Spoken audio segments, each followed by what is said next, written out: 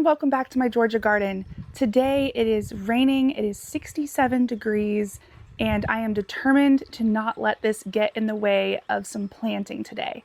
We are about to leave town to go to Jim Putnam's annual open garden event, which I am so excited about. It is such a treat to see Jim and Stephanie and their beautiful garden that they have worked so hard on over the years, and the native garden that they put in right next door. Anyways, today is all about getting some planting done before we leave town, so then I don't have to worry about these plants drying out and being stressed. They are just better off in the ground, especially during the heat of the summer. This is where I'm going to start planting today. This is an annual perennial border at the bottom of my slope garden. And I recently removed 2 echinaceas because I suspected either aster yellows or a mite issue. There was a lot of strange growth on the flowers, and I didn't want to take a chance on it being aster yellows because that can affect so many other plants in your garden. So I did remove those from this location here. I'm going to replace them with 2 different varieties of echinaceas, and I'm excited to try these here today. One of the plants is going to be similar to this variety here. This is part of a double scoop collection, and I have been just obsessed with this plant. It is so pretty. The flowers are just beautiful. They kind of have a double flower look to them, but they still have the flower parts for the pollinators in the center. So this one has just been a standout the last few years. I typically have trouble with echinaceas in our clay soils. They tend to get too wet, especially during the winter time. This one just keeps getting bigger and better each year, which I'm so thrilled about. So I decided that I wanted to plant another one in this collection, and that will be this one right here. I love these flowers. This color just really stood out to me. It might clash a little bit with this pink, but that's okay because I also grabbed a yellow variety. So I could maybe put this one over here and then put the yellow in between to handle that transition of color. But this one is called, let's try to find a tag here. Okay. This is the double scoop cranberry. Super pretty. When I think of cranberry, I actually think of more of a deeper red color, but this has more of peach tones to it. So I think that's really pretty. Then there's also this one here. Sunseeker's Golden Sun coneflower. So I have not had good success with yellow and orange echinaceas in my garden. For whatever reason, they always seem to be the first to decline and just, I guess, rot out and get smaller during the winter time. So I'm going to try this one. I keep trying different yellow ones, hoping that I'll land on one that is successful for me here in Zone 8A, Georgia, and the red clay. So we're going to try this one. I think we're going to plant this one right here next to the pink. And then we'll put the coral one right here. I think that'll be really pretty. All right, let's get started.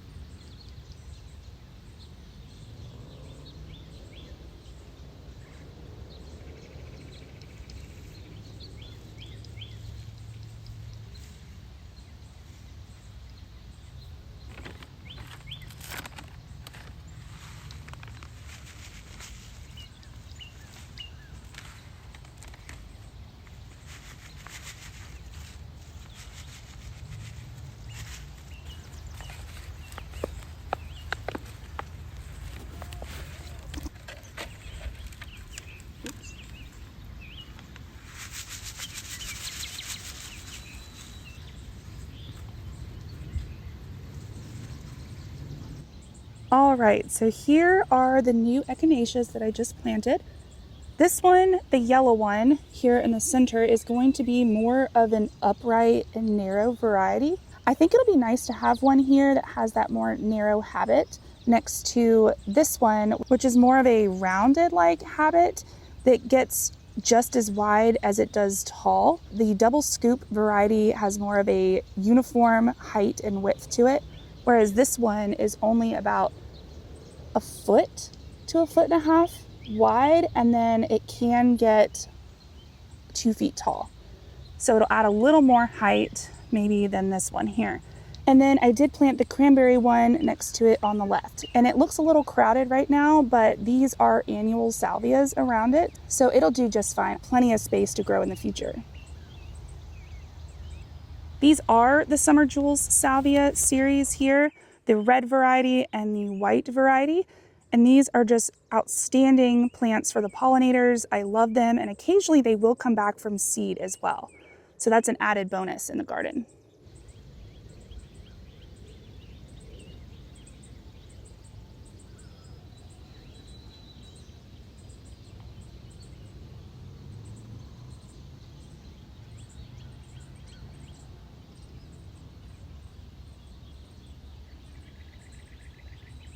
So just to give some perspective on where I am in the garden, I was just planting the Echinaceas over here at the bottom of my slope garden, and we are going to move all the way over to the right of my Walter's viburnums here to this newer perennial border. I usually plant pretty densely, as you can see from this border here. I have a little gap here, and I did have a blueberry planted here last year.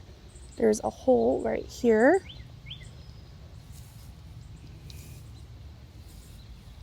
Hopefully there are no critters in it. I believe it got too dry and it died earlier this year. So the plants here in this area next to the viburnums have to be tough. Gardening on a slope is challenging for many reasons. The biggest challenge that I experience in my slope garden is drainage. There are wet areas and dry areas on this slope, and some areas stay a lot more wet. And those areas are where the water actually drains downward from the top of the slope into little channels. So I will have water channeling down maybe this area and coming down all the way to the bottom and out into the lawn. And so these areas need plants that can handle a little more water, whereas other areas on my slope are staying much drier where that water is not channeling. So this area happens to be one of those drier locations. Let me show you. There is at least one wet area in my garden over here near the Bobo hydrangeas. And then this area stays much drier.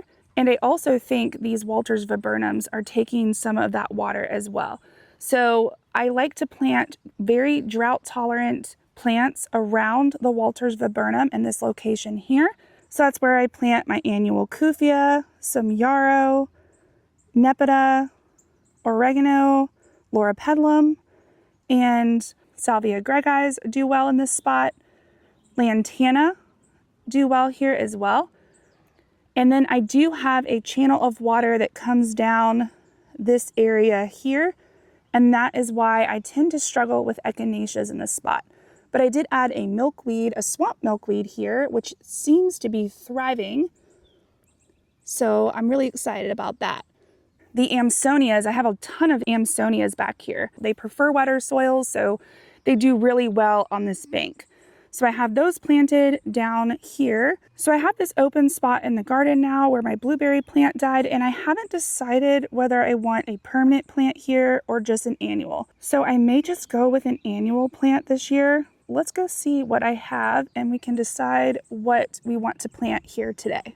I just saw that I have this sad Cleome here. This is Señorita Rosalita Cleome from Proven Winners, and I do love this plant. Their Cleomes are so great. They add such a bright pop of color to the garden, and they bloom all season, and they don't spread, they don't have thorns. They are just great annuals to have in your southern gardens. However, don't do what I did and leave it in the pot this long.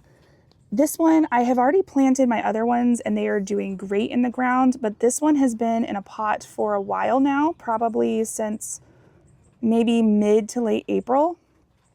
And look at this poor thing. It barely has any leaves. It's trying to flower. It's absolutely beautiful. Don't get me wrong, but it needs to get in the ground. So I need to go ahead and get this planted. Why not just go ahead and plant it over here?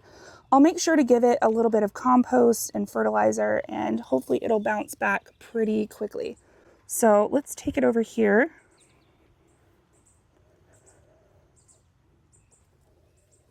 It's not gonna like really wet soils, so I think this will do okay here, and it'll look really pretty next to the yellow lantana. And the daisy. This is one of the only daisies that I have in the garden. I think this is banana cream too.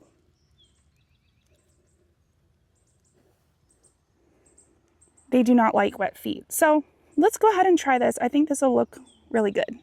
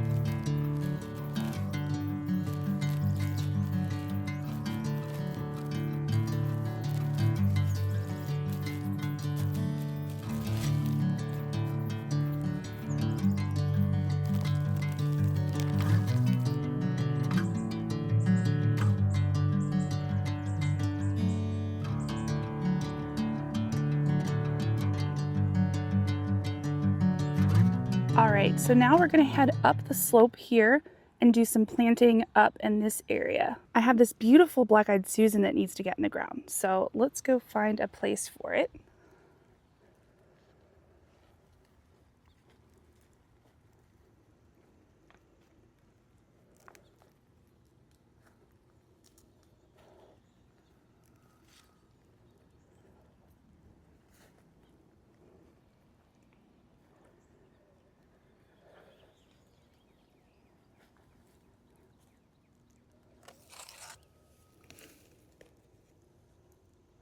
I know I had one of these already planted up here, but then it just disappeared. So I have no idea if something ate it or if we just covered it up when we did the pine straw. I'm not sure. So we're just going to go ahead and find a new place for it up here. I think this spot should be fine.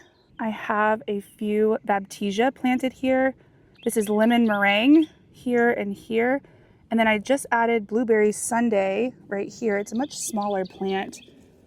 I just put it in the ground about a month ago. I have a video on the channel about that if you want to see that planting. My passion vine is crowding it out a little bit. Okay. I inherited this passion vine from the woods behind me, and sometimes it does try to take over my other plants, so I just have to pull it back a little bit. Okay, but here is my other Baptisia, looking great. And then I have a Perfecto Mundo azalea planted here.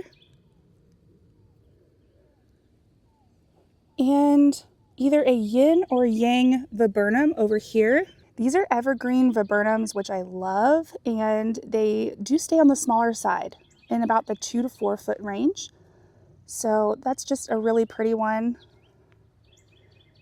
And then I also have drops of Jupiter oregano, which is starting to bloom, has chartreuse foliage, and these beautiful mauve colored flowers for the pollinators. Amsonia kind of dotted with those here. A panicum grass here, and then of course my big wax myrtle shrub. So I have a lot of things in this area, and I just can't wait to add this yellow pop of color.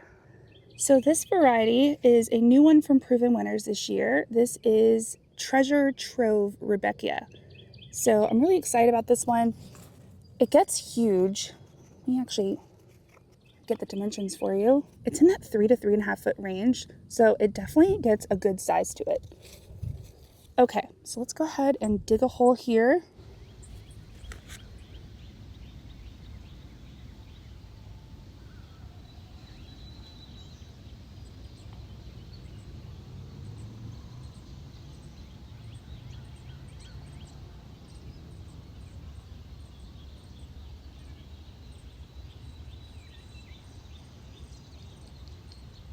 Actually, I kind of like it over here.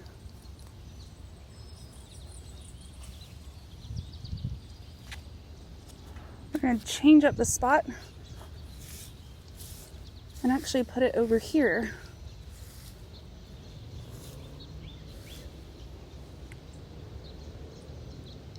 That'll look really pretty.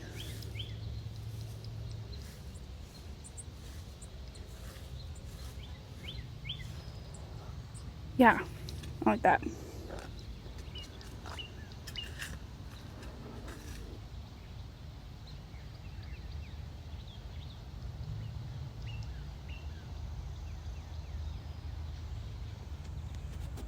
It is dry up here.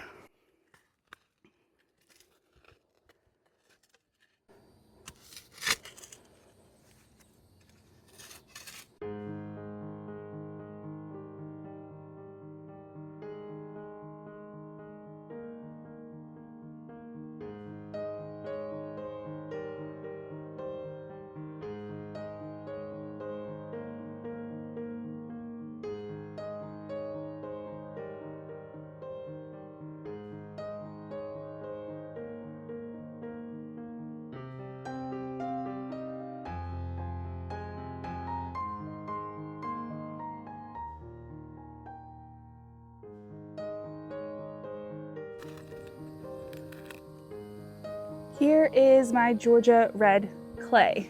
So this red clay is not too wet today because it's up here on my slope. So this clay tends to dry out faster than other areas in my garden. So at least it will crumble and it's easy to work with today.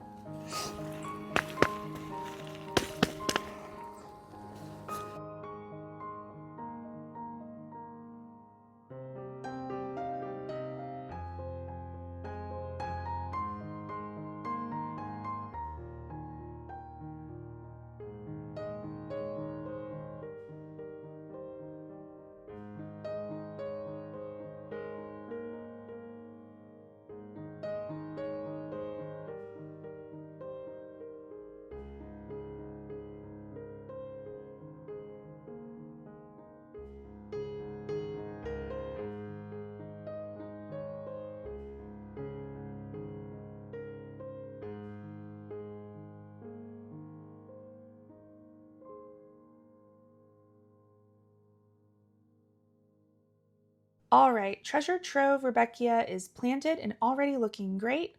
I think it really shines next to the chartreuse foliage of the oregano and the rounded leaves of the baptisia, plus the textural contrast with the panicum switchgrass.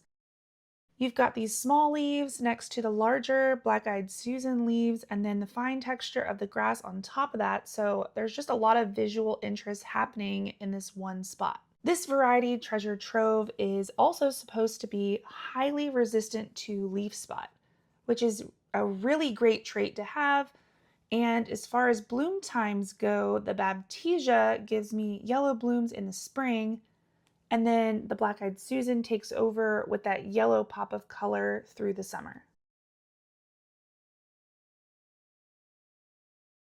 All right, it feels good to get a few things done in the garden today, especially while it is 67 degrees here in June. That's amazing. So if you like this video, don't forget to let me know what you think in the comments below, and I will see you in the next one. Bye, guys.